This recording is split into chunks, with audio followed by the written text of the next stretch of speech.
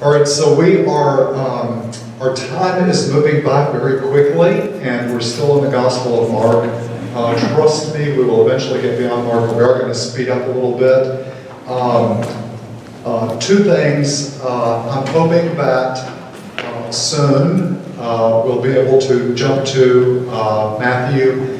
I'm halfway toying with the idea at one of our December gatherings of at least looking at the infancy narratives in Matthew and Luke. So that will give us, during Advent, no December meetings? Just one. So we'll probably do that during our 1 December. I think there is one meeting that's on the calendar coming up that has to be canceled because of a penance service at St. Matthew. But I think we meet at least once more before Christmas after tonight. So next week we do not meet because of Thanksgiving week. So we will we'll have one more gathering. We have a number after, 12 of them after the New Year. So that will be a good opportunity to explore Matthew, Luke, and John. So we'll do what we can, right, in terms of getting through. So I think Mark is foundational because he is the foundational structure of both Matthew and Luke. So if we do a good job with Mark, we get to Matthew and Luke, we can look at things about those two that make them unique compared to how they diverge from their source, their primary source of Mark. The other thing too that a couple of people have mentioned, I'm going to try to be more diligent tonight, is when people ask questions, I understand you're having difficulty hearing some of the questions. So I will try to summarize what they say or include it in my answer more thoughtfully than I've been doing. So I'm going to work on that. Just remind me if I don't, please. So two things I want you to attend to tonight as we go through this next little section in the Gospel of Mark. And one of them is, note that there are some contrasts. One of the contrasts is that Jesus, in some ways, in word and deed, in very dramatic ways, in this next little section of the Gospel of Mark, is revealing who he is in very powerful ways. But note also that simultaneously, it's almost paradoxical. The more Jesus seems to reveal himself, the more the disciples are shrouded in mystery and don't understand what's going on. So it's like Jesus is more and more revealing who he is, and the disciples are getting narrower and narrower in their ability to understand it and focus on it. There's a second contrast that you see throughout the Gospel of Mark, which you'll also see in this section, between faith and unbelief. And not only between those who have faith or trust in Jesus and those who don't, but also in those who actively resist him as he is going about his ministry and work. And of course that resistance will culminate in his trial and death in the Gospel of Mark. So we're starting at chapter 6 tonight in the Gospel of Mark. And I have a microphone when I get to a point where we're going to read a story.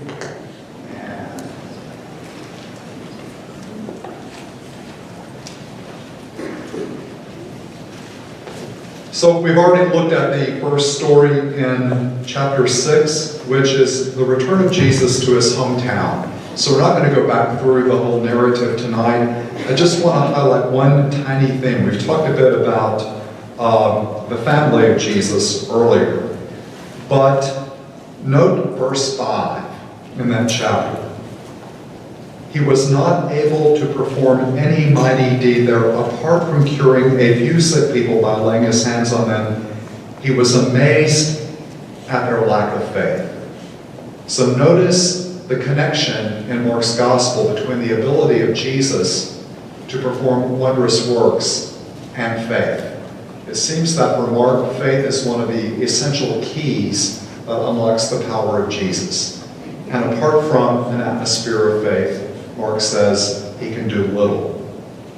It's also very interesting that right after his rejection in his hometown, and by the way, when you go to Nazareth, you can still go to Nazareth today, of course. It's a busy, big city, but they have a beautiful church dedicated to the Annunciation there, where the angel Gabriel appeared to Mary. They also have a church dedicated to St. Joseph, built over the alleged site of his workshop.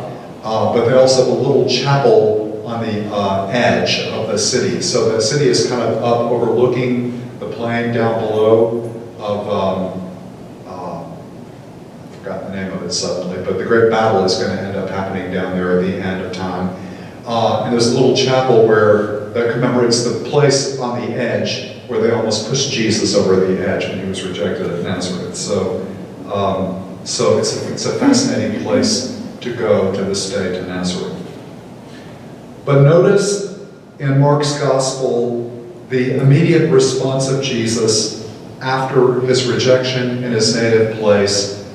The 12 that he has named earlier in the Gospel after praying about it, now he sends them out on, as it were, I call it a training mission. So it's a foreshadowing of what will happen in the resurrection when the apostles are sent forth to proclaim the gospel to every creature. But here in the gospel, they get a chance to do it with training wheels on. They get a test run, as it were. So let's read that little narrative. Go to the end of... So go from chapter 6, the second half of verse 6. He went around to the villages in the vicinity and go all the way through 13. Okay, go to 7 to 13, or start at 1? 6b to 13. 6b, the second half of verse 6. Yeah, right, okay. He went around to the villages in the vicinity teaching. He summoned the 12 and began to send them out 2 by 2 and gave them authority over unclean spirits. He instructed them to take nothing for the journey but a walking stick, no food, no sack, no money in their belts. They were, however, to wear sandals, but not a second tunic. He said to them, "Wherever you enter a house, stay there until you leave from there. Whatever place does not welcome you or listen to you, leave there and shake the dust off your feet in testimony against them." So they went off and preached repentance. They drove out many demons, and they anointed with oil many who were sick and cured them. All right, the thing I want to highlight very quickly, the 12 were sent out 2 by 2. What do they do, in essence? All right, they're proclaiming the kingdom. Who did that before them? Not John the Baptist. He proclaimed one coming after more powerful than I. Jesus. They're doing what Jesus does. So they are now embodying Jesus in their ministry. The 3 big things Jesus did: proclaiming the kingdom, exorcising demons, and curing the sick. So note that forgiveness of sins is not mentioned at this point. But in essence, Mark is telling us that the 12 are doing the mission of Jesus. They're extending it, as it were.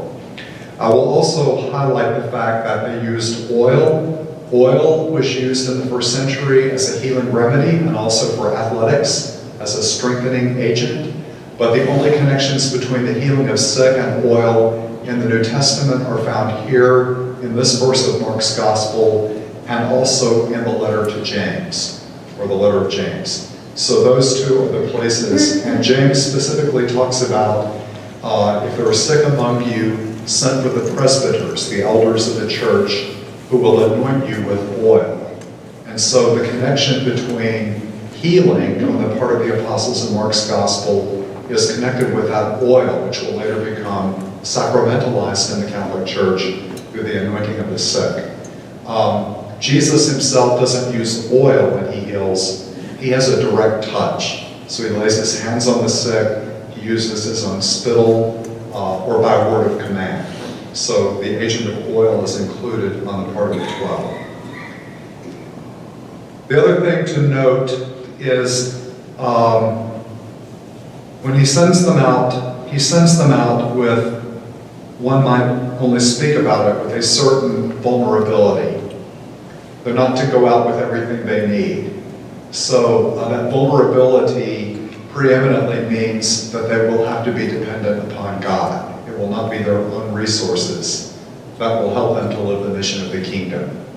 And it's interesting, Mark says that they can carry a stick and sandals. Matthew and Luke do not even let them carry a stick and sandals. So it's even more severe, the simplicity which the kingdom requires to be valid ministers of the kingdom. Also note, and I just think this is a quick aside, but in the early church, it's always 2 by 2. There are no lone rangers who are going to do their own thing, but it's a community, and also they're to shake the dust. It's sort of what Israel did when they went to a pagan territory and didn't want to remain unclean. They shook the dust off their feet as a prophetic sign and to keep themselves clean. Interestingly, the next little section is the story of King Herod and also the death of John the Baptist. One commentator observed, in the gospel itself, this is the only story that is not about Jesus. It's about John. But in fact, it's a lot about Jesus, because in a sense, it is foreshadowing what will happen to Jesus. Jesus will be unjustly imprisoned. His arrest will lead to a divided opinion. And in the story about John the Baptist, the divided opinion is actually within Herod himself. He's drawn to Jesus, and yet at the same time, there's an antagonism. So he's divided inside of himself. It also prefigures the story of Jesus in the last verse. If you look at verse 29, when his disciples heard about it, they came and took his body and laid it in a tomb. The body of Jesus will also be laid in a tomb, but the body of Jesus will not be contained by the tomb. So again, the story of John is a powerful prefigurement of the passion of Jesus and what will happen. Someone also, when you all first read the entire gospel in its entirety, make the observation that Herod is talking about John, whom I put to death, before we actually get the explanation of how John died. So King Herod heard about it, about Jesus, for his fame had become widespread, and people were saying John the Baptist has been raised from the dead. That is why mighty powers are working. And others were saying he's Elijah. Still others, he is a prophet like any of the prophets. But when Herod learned of it, he said, "It is John whom I beheaded. He has been raised up." Notice the irony that John wasn't raised up, but Jesus will be raised up. And then that's when Mark intervenes and tells us the story of what happened to John along the way.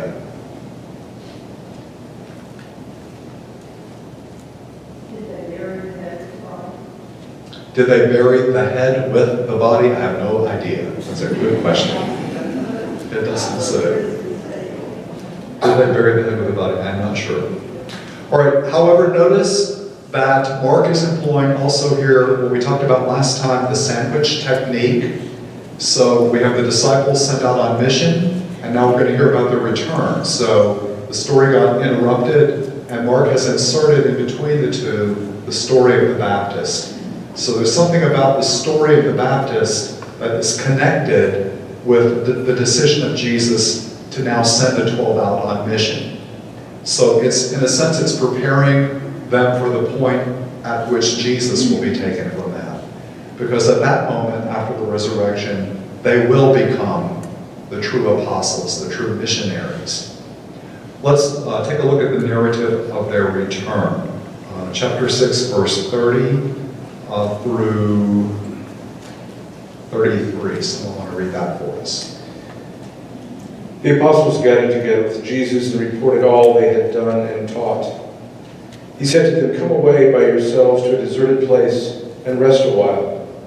People were coming and going in great numbers, and they had no opportunity even to eat. So they went off in a boat by themselves to a deserted place. People saw them leaving, and many came to know about it. They hastened there on foot from all the towns and arrived at the place before them. All right, so a couple of quick notes. In verse 30, it notes the apostles gathered together with Jesus. This is the only place in the Gospel of Mark where the 12 are called the apostles. So that's not the normal title. And the word apostle literally means one who is sent. And it was connected with the resurrection, that once Jesus rose from the dead, the 12 were sent as apostles on mission. And so in a sense, this narrative is connecting us with the mission of the 12 beyond the resurrection. The usage of that term is a post-resurrection term applied to the 12 in Mark's Gospel, and only at this point. Notice also that after this first mission, this is going to set the stage for one of two feedings in the Gospel of Mark. So we have the feeding at this point of the 5,000. If you look ahead to chapter 8, we'll have a feeding of the 4,000. So I want to take a look at these two stories back to back real quickly. Mark gives us both narratives. Matthew will mirror that when he writes his gospel. Luke, who does not like doublets of things, only has one feeding narrative, as does the Gospel of John. So one question that we might ask ourselves is, did Jesus in fact perform this sign twice? Or has in fact at one time this occurred and it's come down through the tradition in two separate traditions, that Mark has incorporated both of them into his gospel? Could very well be the second, that the story was a famous story that came to Mark in two versions, and he's included both of them in his gospel. A third possibility, Mark had one of them in his sources and deliberately retold it a second time for a specific purpose within his gospel. And it might be, in Mark's case, and it certainly seems to be so, that in the case of the 5,000, it's on one side of the lake, the Jewish side of the lake, and the feeding of the 4,000 is across the lake. So it could be symbolic of the fact that Jesus intends to feed both Jew and Gentile. In other words, this food is for everyone. It's not limited to God's original people. So there could be a theological purpose in the narrative repeating. I suspect that it only happened once in the actual ministry of Jesus. And the reason I suspect that is the disciples the second time don't seem to have any recollection that it just happened. Or they don't suggest, why don't you do what you did the other day when we get to that point and multiply the loaves. So let's take a look at these two narratives. So chapter 6, 34 through 43. If someone would read that for us. As he landed, he saw a great throng, and he had compassion on them, because they were like sheep without a shepherd. And he began to teach them many things. And when it grew late, his disciples came to him and said, "This is a lonely place, and the hour is now late. Send them away to go into the country and villages round about, and buy themselves something to eat." But he answered them, "You give them something to eat." And they said to him, "Shall we go and buy 200 denarii worth of bread and give it to them to eat?" And he said to them, "How many loaves have you? Go and see." And when they had found out, they said, 5, and 2 fish. Then he commanded them all to sit down by companies upon the green grass. So they sat down in groups, by hundreds and by 50s. And taking the 5 loaves and the 2 fish, he looked up to heaven and blessed, and broke the loaves, and gave them to the disciples to set before the people. And he divided the 2 fish among them all. And they all ate and were satisfied. And they took up 12 baskets full of broken pieces of the fish, and those who ate the loaves were 5,000 men. All right, so a very profound miracle, and Mark is making it clear that Jesus surpasses any of the revelation of God in the Old Testament. So the story in the book of Kings about Elisha feeding an army of like 200 people with 5 loaves of bread. So that was in itself a great miracle in the Old Testament, but now it's thousands with even fewer, or 10 loaves or 20 loaves or whatever it was. So the miraculous dimension is heightened in the story. The other thing to note is the setting. It takes place in a lonely place, a place out in the wilderness. For Israel, this would remind them of what? When did God feed them in a lonely, deserted place? Or in the desert, when they were hungry, wandering through the desert, and God fed them with manna. So immediately, they would have connected the event with God's care for them on their sojourn, on their way to the land of promise. Also, probably the narrative would have been handed down in what we would call the Eucharistic context. You may notice that the words of Jesus here, he took the loaves and broke them and gave them, are the same words that will be used at the Last Supper when he took the bread and broke it and gave it to them, saying. So it's what we would call Eucharistic language. So the language of the Eucharist is present in this narrative. And the symbols of fish, the symbol of fish was often associated with the Eucharistic Christ. And so today you can go to Takba, which is a little church along the sea, not too far from Capernaum, and below where they've designated the Mount of Beatitudes at the bottom near the sea. And it is the church that commemorates the loaves and the fishes. And in beautiful tile work on the floor, you'll see Eucharistic symbols there. So there's a setting that marks that occasion on the west side of the lake in Israel today. Note also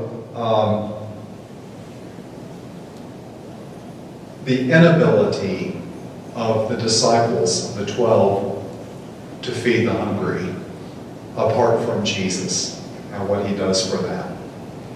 It's a powerful, so note also as the story was being handed down before it got to the Gospel of Mark, it would have spoken eloquently to the early Christian community that without the Lord we can't live this mission.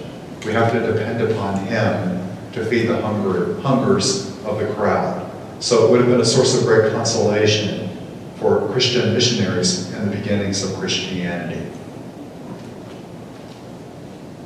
And notice how many baskets are left over at the end. 12, a symbol of the entire people of God, all 12 tribes, a basket left over for every one of the renewed tribes of Israel, God's new people.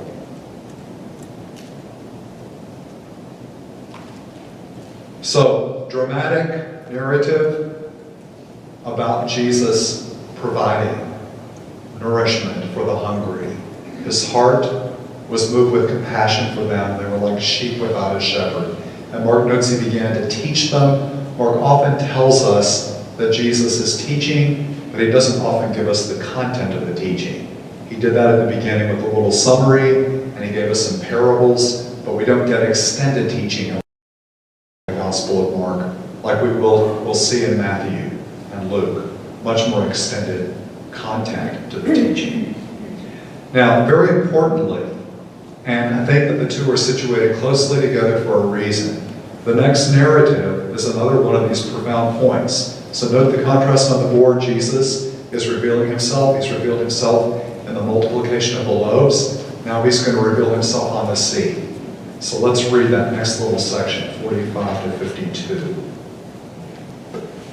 Immediately, Jesus made his disciples get into the boat and go on ahead of him to Bethsaida, while he dismissed the crowd. After leaving them, he went into the village, into the hills to pray.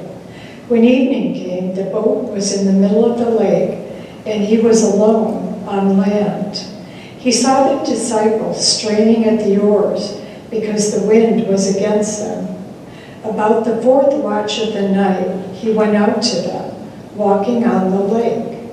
He was about to pass by them, but when they saw him walking on the lake, they thought he was a ghost. They cried out because they all saw him and were terrified. Immediately he spoke to them and said, "Take courage, it is I. Don't be afraid." Then he climbed into the boat with them, and the wind died down. They were completely amazed, for they had not understood about the loaves. Their hearts were hardened. All right, so note the direct connection with the story of the feeding of the 5,000 at the end here. When he got into the boat with them, they were completely astounded. My translation says they had not understood the incident of the loaves. On the contrary, their hearts were hardened.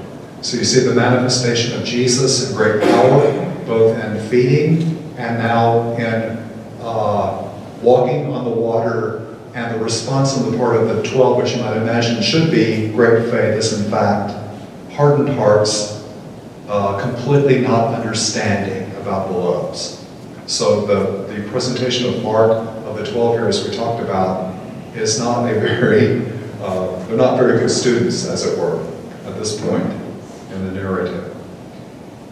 Also, note when you get disciples together in a boat, it's very often symbolic of the Christian community. So the Christian community struggling against headwinds, being tossed about. And the words of Jesus spoken to them, take courage, and literally in Greek, ego eimi, I am. Do not be afraid. Who says, I am? God, in his revelation of his personal name in the book of Exodus to Moses. So Jesus, at that moment in the narrative, is using the divine name by implication. Take courage, I am. Do not be afraid. Powerful statement on the part of Jesus. Someone once made the observation, in Shakespeare there's a subtext in all of his writings, and the subtext is, nothing is ever as it appears to be. There's also a subtext in the Gospels, and the subtext in the Gospels is always, do not be afraid. The reassurance of Jesus over and over again, not to be afraid when all seems difficult. Night, they seem to be alone. The waves are against them, they're being tossed about. And yet the response on the part of the 12 is lack of recognition at this moment. Let's contrast it with the feeding of the 4,000 and what follows it.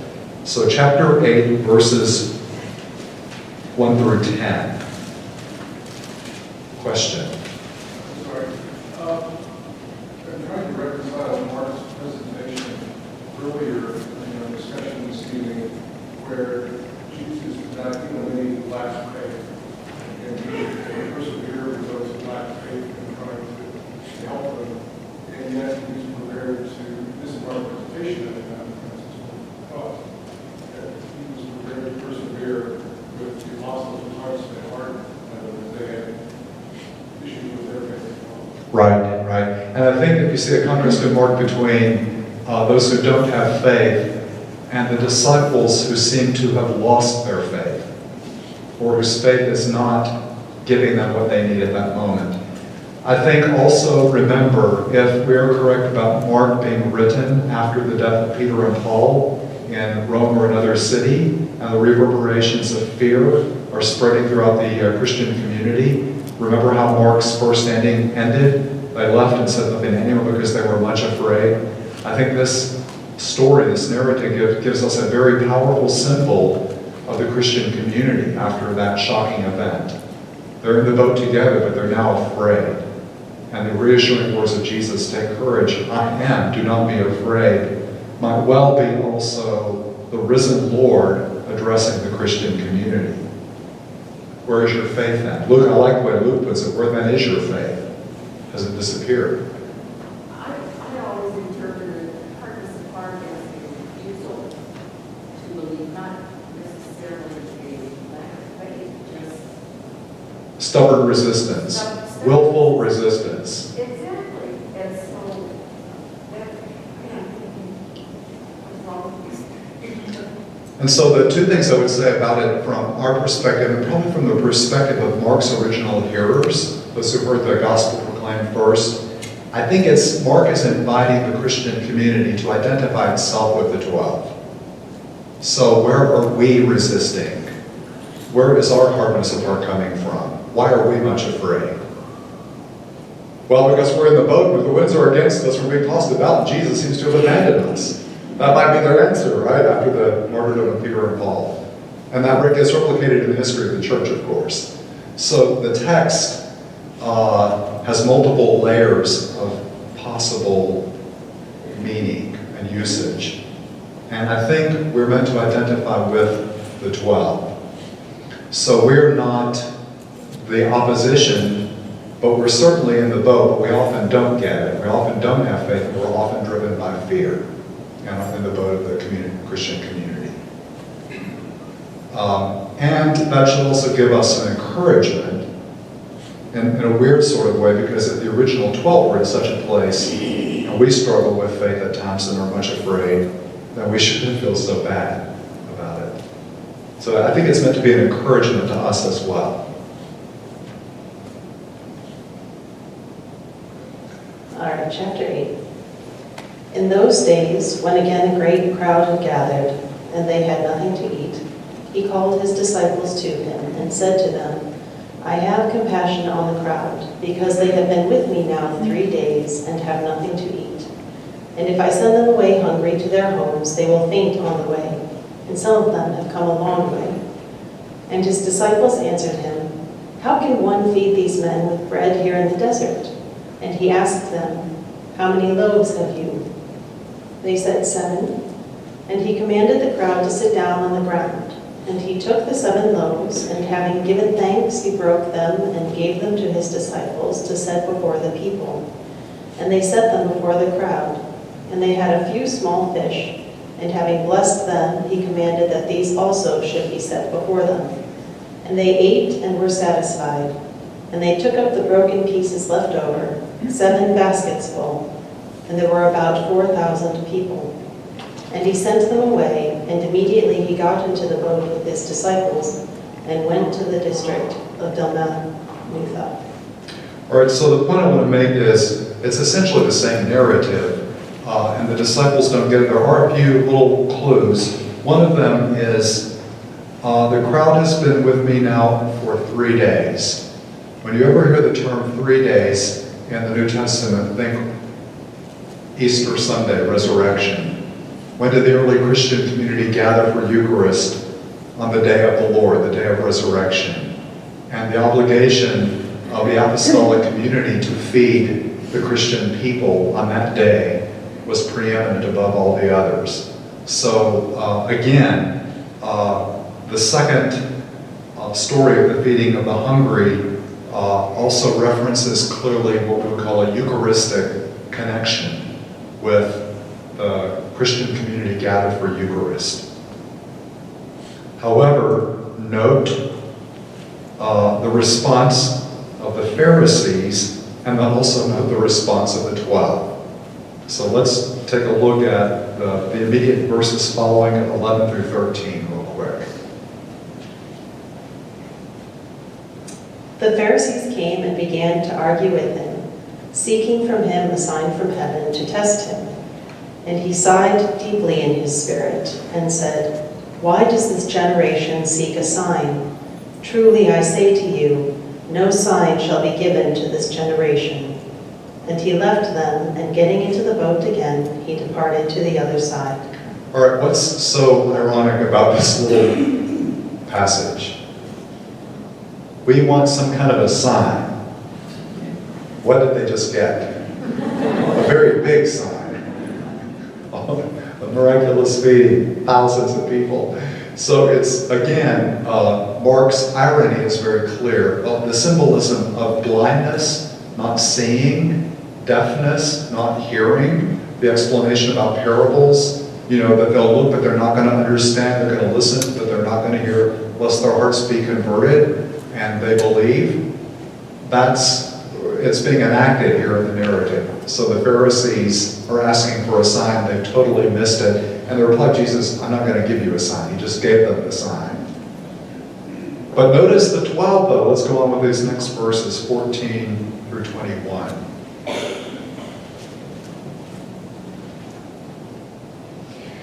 They had forgotten to bring bread, and they had only one loaf with them in the boat. He enjoined them, "Watch out, guard against the leaven of the Pharisees and the leaven of Herod." They concluded among themselves that it was because they had no bread. When he became aware of this, he said to them, "Why do you conclude that it is because you have no bread? Do you not yet understand or comprehend? Are your hearts hardened? Do you not have eyes and not see, ears and not hear? Do you not remember when I broke the 5 loaves for the 5,000, how many wicker baskets full of fragments you picked up?" They answered him, 12. "When I broke the 7 loaves for the 4,000, how many full baskets of fragments did you pick up?" They answered him, 7. He said to them, "Do you still not understand?" Do you get the humor of Mark? So he fed 5,000 people with a few loaves and fish. He fed 4,000 people with a few loaves and fish, and they're worried because they forgot to bring a loaf of bread in the boat. It's as if Jesus is not going to be able to take care of us. We forgot to bring a loaf of bread. And, the subtext is so clear in the fact that Jesus will provide for them everything that they need. He has shown that abundantly twice already, but they still don't understand it. They're afraid and worried because they didn't bring a loaf of bread with them. There's great humor in Mark's gospel at this point, and the irony. But the serious dimension is they still don't get it. They don't understand. Their hearts are still hardened. And this is where we come. We've already been through this part of the narrative. This is when the blind man is brought to Jesus. They have to bring this blind man to him, and he has trouble healing their blindness. Remember? The first blind man that comes and he heals it at first, they look like trees, and then he goes on home. He doesn't follow Jesus, unlike Bartimaeus later in the gospel. So you have eyes, Jesus is saying to the 12, but you don't see. And that immediately following it, we have the blind man who doesn't see, has a real hard time getting his sight restored. So there's a beautiful symbolic dimension to this gospel as these great themes are unfolding. So I wanted you to see that conscious connection, because in the first multiplication, which is a manifestation of Jesus' abundant ability to provide all the needs, on the walking on the water, they don't understand. The second time, and we didn't forget a loaf of bread, we're in trouble now. We're going to be hungry. He can't take care of us. So both are reactions on the part of the 12 of not realizing that the risen one is with them and will give them what they need.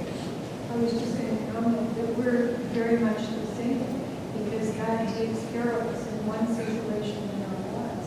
And the very next time something happens, we think, well, I can't take care of this. All right, so we're exactly like they are.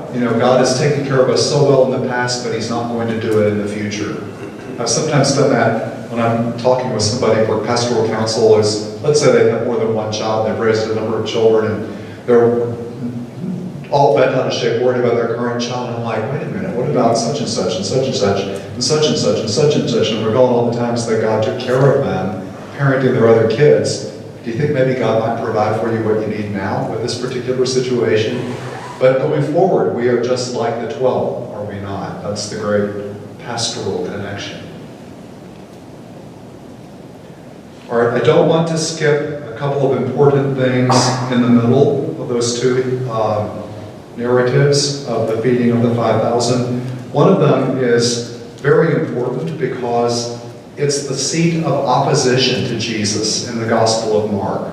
Where do they come from?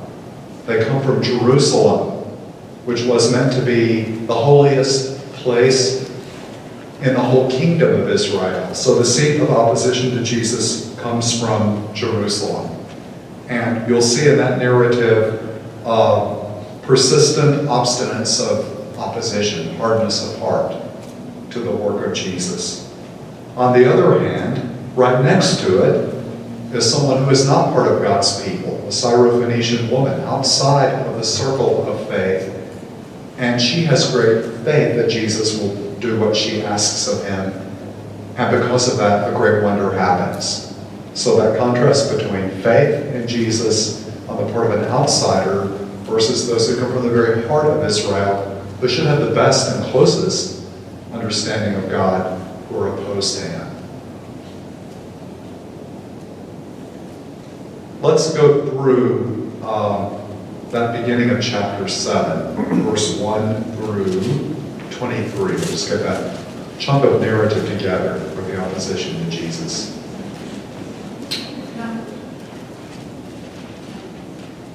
Chapter 7, verse 1 through 23. Now when the Pharisees and some of the scribes who had come from Jerusalem gathered around him, they noticed that some of his disciples were eating with defiled hands, that is, without washing them.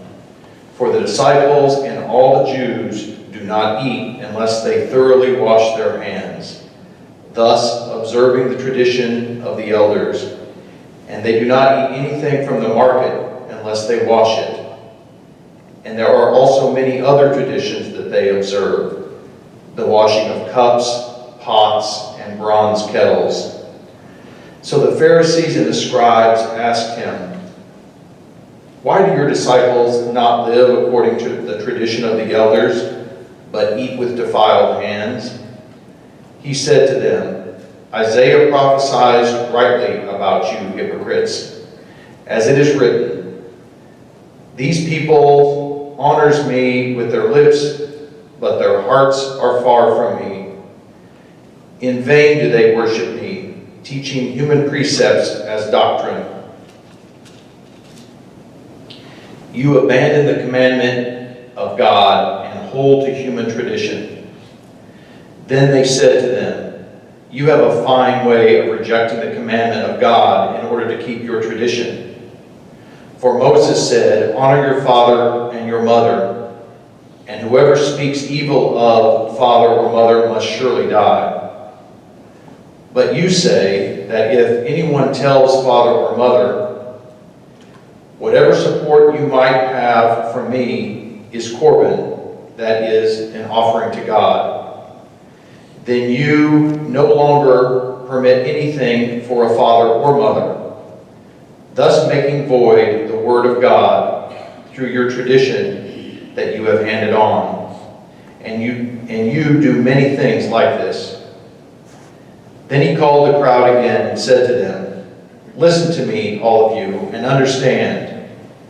There is nothing outside a person that by going in can defile, but the things that come out are what defile." When he had left the crowd and entered the house... All right, let's pause for a moment real quick and then we'll finish that up. I want to point out a few things. One, this narrative gives us a hint at the distance between the Jesus of history and the time that Mark writes the gospel. Where'd you get a clue to that distance chronologically and even geographically? Look at verse 3. Mark's little explanatory note there. Well, the Pharisees, in fact, all Jews, he's talking about them as if they're another group outside, rather than from within the context. Little explanation about the tradition of the Jews.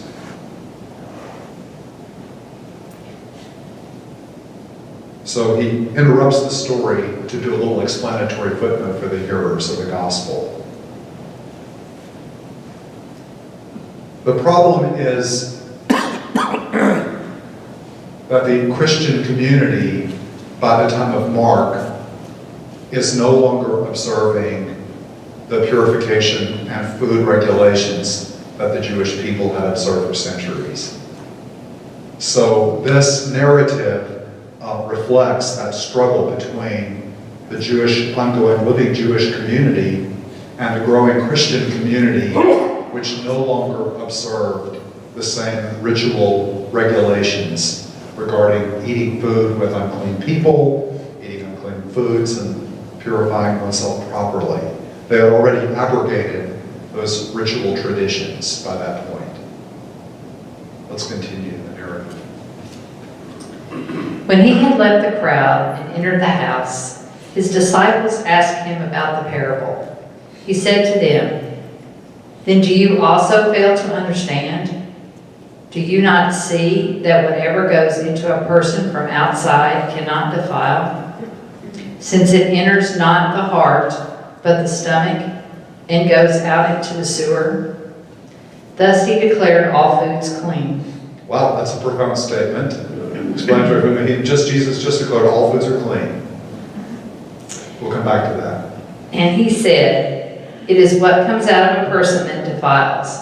For it is from within, from the human heart, that evil intentions come: fornication, theft, murder, adultery, avarice, wickedness, deceit, licentiousness, envy, slander, pride, folly.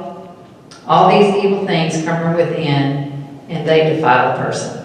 All right, so when I'm preaching this gospel, it's a great gospel to preach because it's nothing outside of us that makes us unclean or separated from God. It's the things within, and Mark is now using the vices that afflict the human person as the key things that defile us. The words thus declared, he declared all foods clean, is Mark's observation. That was not something that the Christian community got right away. How do we know that?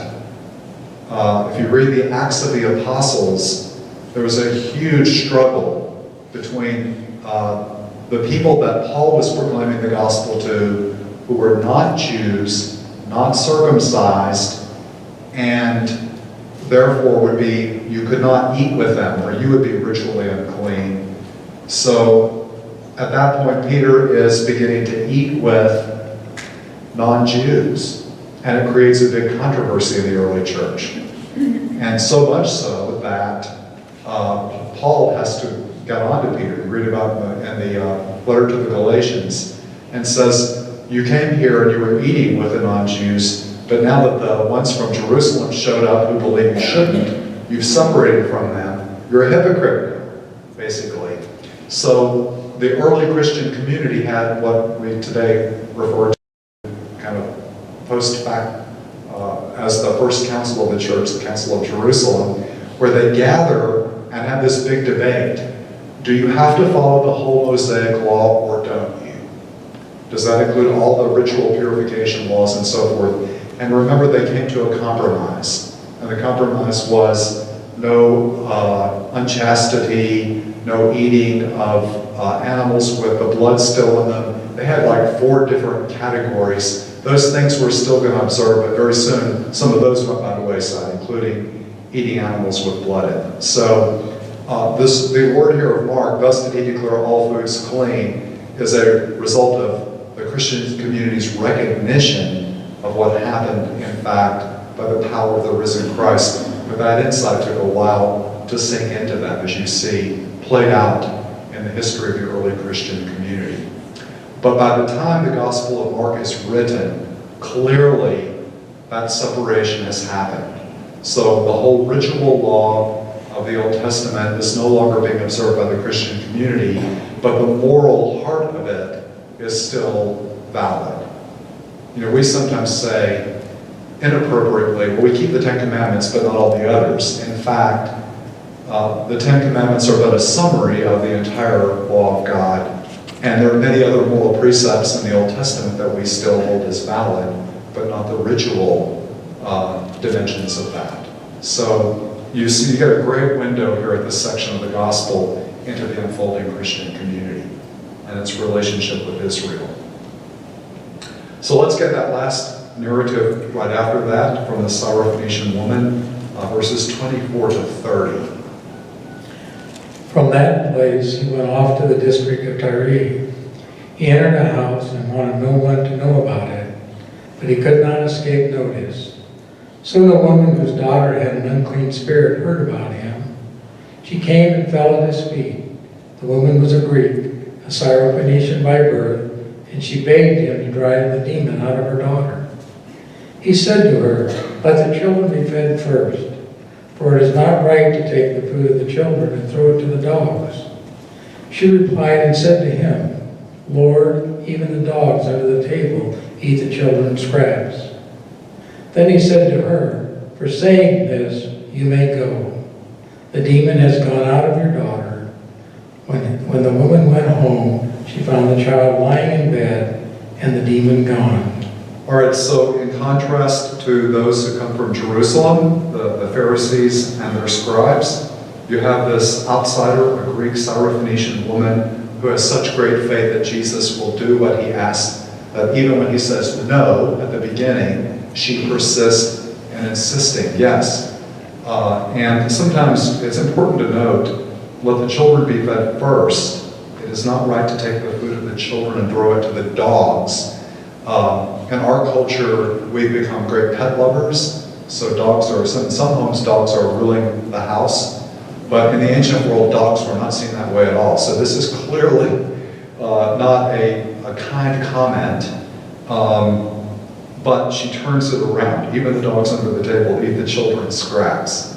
So her persistence, her persistent faith, in fact, evokes a response in Jesus. In Matthew's gospel, it will become even clearer, because there Jesus will announce that I came only for the lost sheep of Israel. I'm not meant to be out there with all those outsiders.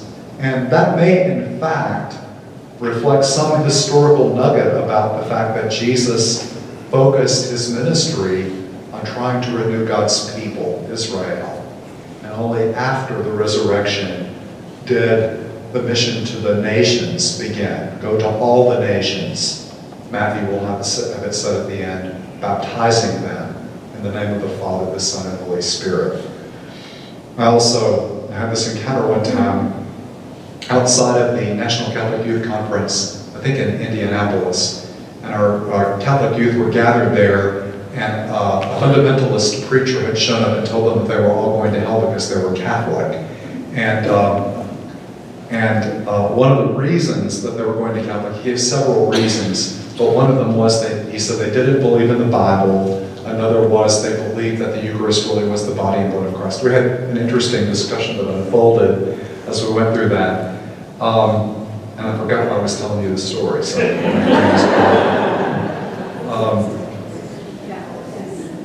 yes, I just had a senior moment. Yes, I did.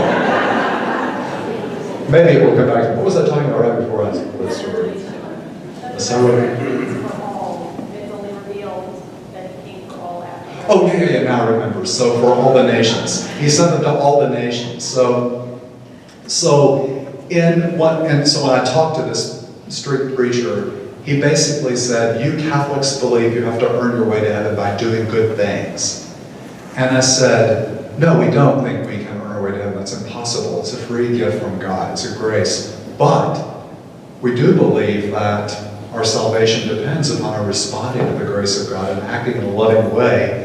And I quoted Matthew 25 about what you do for the least of my people, you do for me. And that criterion in Matthew's gospel is the criterion for judgment. And he said to me, that refers to the nations. And I said, we're not Jews. Who do you think we are? We are the nations, who responded in faith, hopefully, to Christ. So when you understand nations in the New Testament, especially the Gospels, note that Jesus is referring to the world at that point. That includes all of us who are not Jewish Christians. Do we have any Jewish Christians in here? Probably not. They're very rare in the world today. Not totally absent, but there's been a great transformation in the Christian community.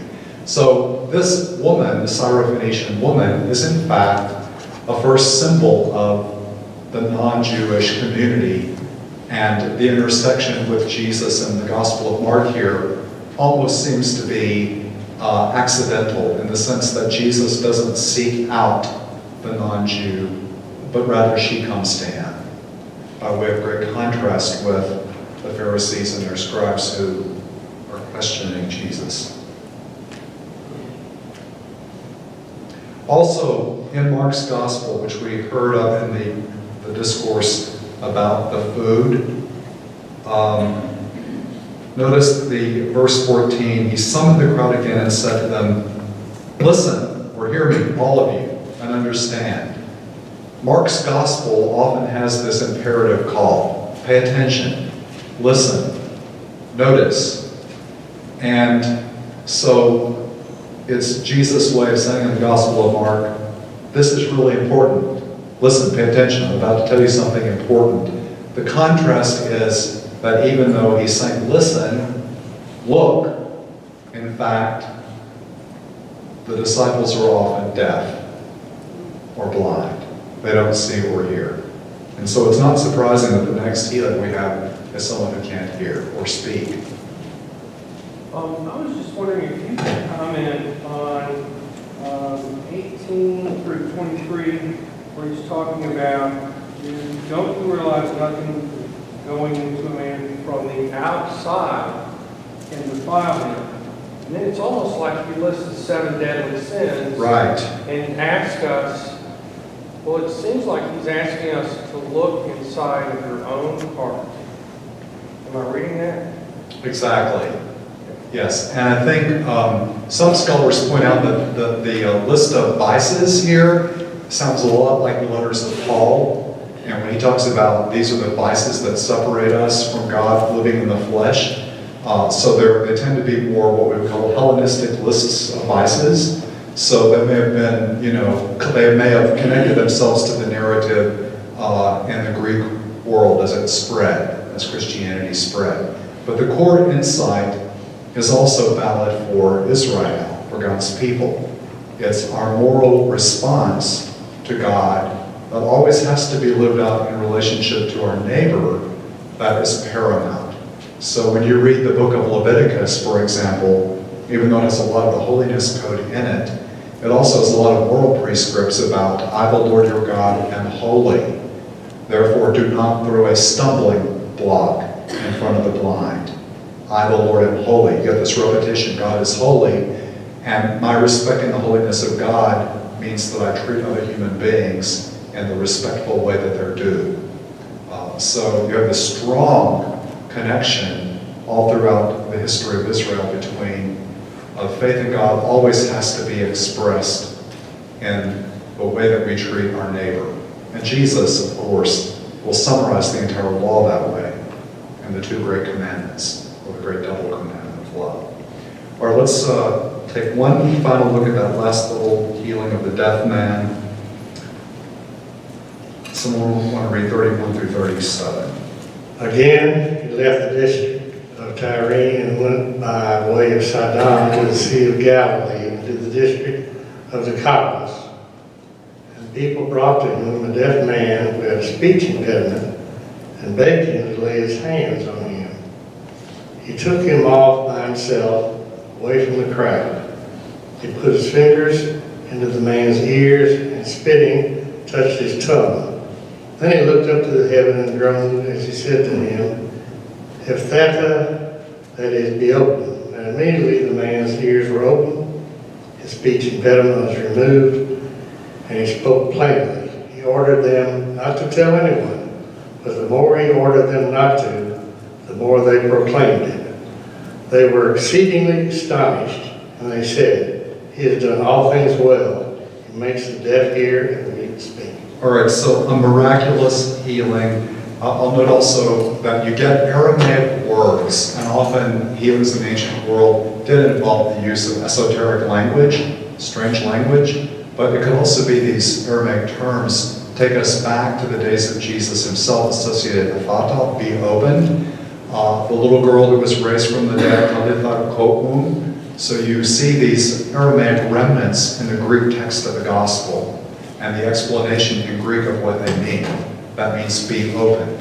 In some ways, isn't that deaf man also not a symbolic representative of what Christ is trying to do for all of us? Let your ears be opened, and then become a proclaimer of the gospel. Go out and tell the story, the good news. Although you do have the messianic secret. And everyone is astonished. He's done all things well. He makes the deaf hear and the mute speak. The signs of the Messiah in Isaiah the prophet.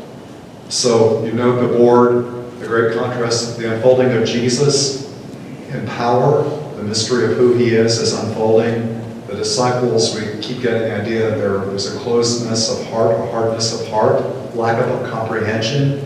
The contrast, the tension between faith and unbelief. And that's going to lead us right into the story of Caesarea Philippi. Who do you say that I am? And the triple prediction of his passion that we looked at, and each response on the part of the disciples of not understanding. So everything up to this point in the gospel, in a sense, has prepared us for that pivot in the gospel, that crucial question: who am I? What does it mean to follow me? And so from this point on, the focus becomes on training the 12 to have their blindness removed, to discover what it really is to follow Jesus, even though they are not quick students as we go through that next section. So this next section of Mark is pivotal. Then Mark will quickly move us into the passion itself. So everything until this point has been, in some ways, kind of setting the stage for the great unfolding of those questions. All right, so we don't meet next week. Is it 2 weeks from tonight that we meet? Or is that the The St. next one Matthew on the list service? is the 11th of December, I think. It's the what? Uh-huh. November 29th.